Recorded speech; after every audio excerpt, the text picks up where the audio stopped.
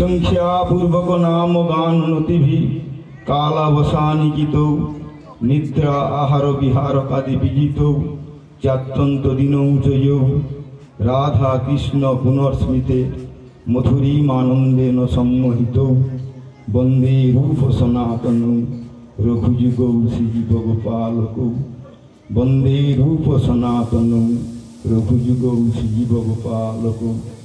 श्री कृष्ण चैतन्य प्रभु नित्यानंद श्री अद्वैत गदाधर शिवासादि गौर भक्तवृंद।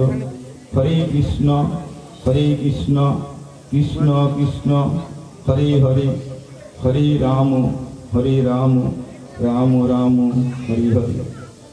गुरु गौरांग गांधर्विका गिरिधारी अशेष करुणाय आज के धामभूषण स्वरूप महाराजबृंद एवं ब्रह्मचारीबृंद एवं समागत वैष्णवबृंदेर सान्निध्ये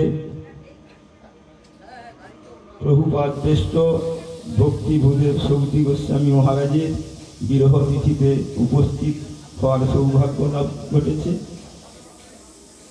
মহাপ্রভু জানালেন যে হরিদাস ঠাকুর নির্জানে যে যারা এই বিরহ তিথিতে যদি নৃত্য কীর্তন বা বালুকা প্রদান করেন প্রসাদ সেবন করেন যা করলেই তার হবে অচিরাত কৃষ্ণ প্রাপ্তি।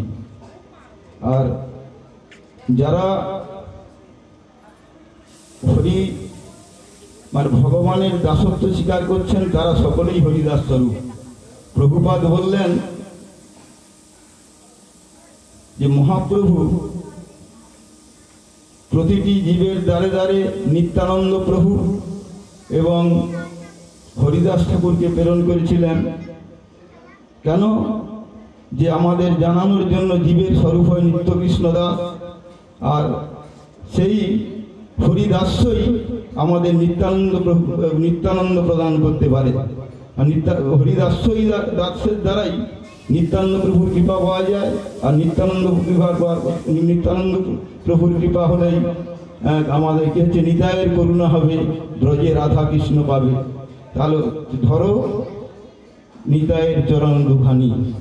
তাহলে হচ্ছে এই জন্যই আমাদের কি হচ্ছে প্রতিটা জীবকেই যে নিত্য দাসে প্রতিষ্ঠিত করার জন্যই মহাপ্রভু হরিদাস এবং নিত্যানন্দ প্রভুকে প্রেরণ করছিলেন। অতএব আমাদের সেই প্রকৃষ্ট হরিদাস স্বরূপ যে আমাদের আজকে মানে ভক্তি ভূদেব সৌতি গোস্বামী মহারাজের আজকে বিরহ তিথি। অতএব সেই বিরহ তিথিতে যদি আমরা কিছু না কিছু স্মরণ করি তাহলে আমাদের ভগবত পাদপদ্মে রতি হবে এই বিশ্বাস। আর তাদের যে চরিত্র অপ্রাকৃত বৈষ্ণব চরিত্র অপ্রাকৃত সদা নির্দোষ আনন্দময়, সেই বিষয়ে একটু কথা বলছি। কারণ আমার পরম গুরুদেব ভক্তি সারণ্য গোস্বামী মহারাজ যখন প্রভুপাদ দ্বারা নির্দেশিত হয়ে বিলেতে প্রচারের জন্য যাবেন, এইরকম লেখনীতে শুনতে পেলেন ভক্তি ভূদেব সৌতি গোস্বামী মহারাজ তিনি তখন ছিলেন কাশ্মীরে।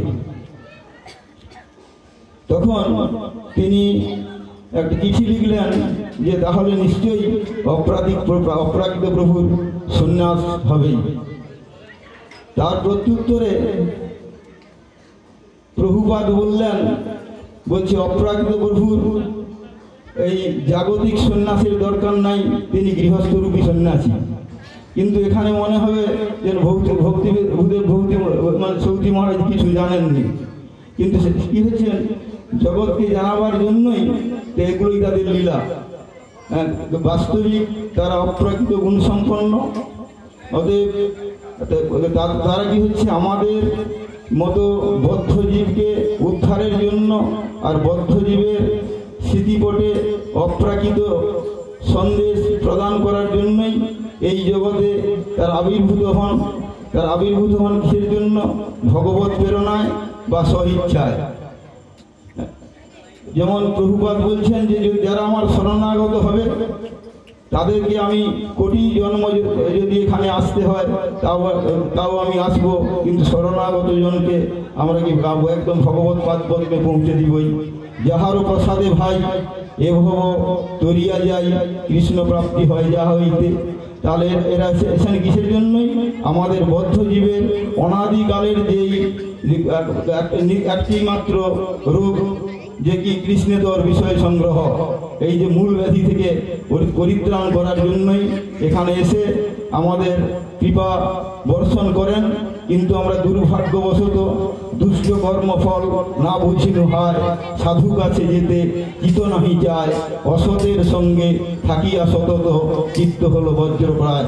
এই জন্য আমরা কি হচ্ছে গুরুপাদ পদ্মের যাই কি প্রতিষ্ঠা অর্জন করার জন্য, সেখানে বিকৃত পশু হওয়ার জন্য নয়। এই জন্যই আজকের এই তিথিতে সমাগত সমস্ত সন্ন্যাসীবৃন্দ এবং ভক্তবৃন্দের শ্রীচরণে অকাতর প্রার্থনা, তারা যেন কৃপা করে আমার এই বিষয় আকৃষ্ট চিত্তকে পরিশোধন করবেন, পরিশোধন করে আমাদের কি হচ্ছে অহেতু গিরিপাদ দ্বারা আমাকে ভগবত পাদ পদ্ম অনুসরণে সহায়তা করবেন। বাঞ্ছা কল্পতরুভ্যশ্চ কৃপা সিন্ধু ভয়ভচ পতিতানাং পাবনেভ্যো বৈষ্ণবেভ্যো নমো নমঃ।